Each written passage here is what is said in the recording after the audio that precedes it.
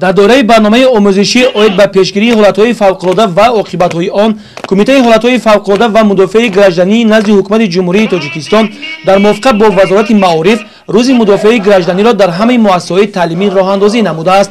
این چاله‌بینی در مؤسسه تحصیلات میانه عمومی رقم 10 ناحیه شهرنو به طور نمونوی با اشتراک رهبران مؤسسات تعلیمی، آموزگاران ساحه و اشتراک به واسطه گروه نجات بخش کمیته حالتهای فوق‌العاده و مدافع گردنی نزد حکومت جمهوری تاجیکستان برگزار گشت.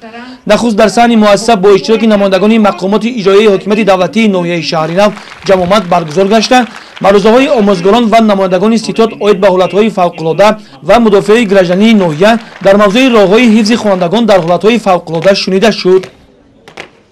در روند گذراندن چهاربینی امروزه از جانب راهبران صنف‌ها ساعت‌های تربیوی گذرانده شده. در صنف‌های 2 و 6 و از جانب آموزگاران فن شیمی و بیولوژی چهاربینی ویکتورین و شب سوال جواب گذرانده شده.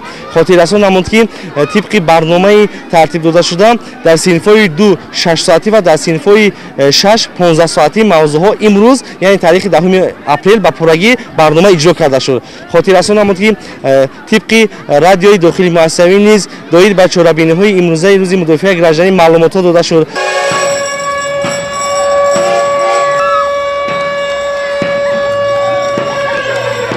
با صدا دادن بانگ خطر عمل نمونوی خوانندگان هنگام رخ دادن زمین لرزه، آتش گرفتن و به وقوع پیوستن صدمات در انشاءات آغاز گشت.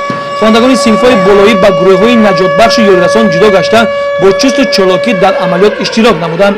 در همین لحظه‌های حساس کارمندان قسم آتش نشانی، یاری تجلی و گروه نجات بخش کمیته اوید به حالتهای فوق‌العاده و مدافع گردنی نزد حکومت جمهوری تاجیکستان با افت-ماشین‌های مخصوصی گردانده شده در جای حادثه حاضر شدند و برای رفع عاقبت‌های زمین لرزه کمک عملی خود را رسانیدند.